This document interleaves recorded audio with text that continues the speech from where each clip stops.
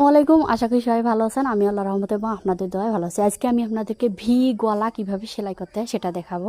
যদি শিখতে চান ফুল ভিডিওতেই সঙ্গে থাকুন।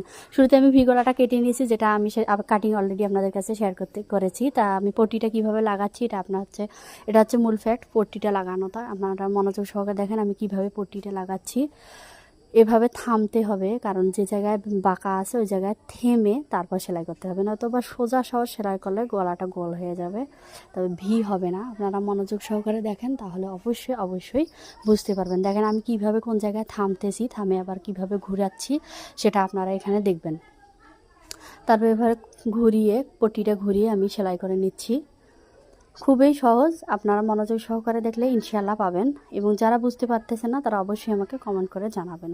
আমার ভিডিও যাতে ভালো লাগে অবশ্যই লাইক শেয়ার কমেন্ট করতে ভুলবেন না। যারা আমার পেজটাকে এখনও ফলো করেননি তারা পেজটাকে ফলো করবেন, এবং যারা ইউটিউব থেকে দেখতেছেন তারা অবশ্যই আমার চ্যানেলটাকে সাবস্ক্রাইব করবেন। এইভাবে দেখেন তৈরি হয়ে গেল কত সুন্দর ভি গলা। আজকের মতো ভালো থাকবেন, সুস্থ থাকবেন। আল্লাহ হাফেজ, আসসালামু আলাইকুম।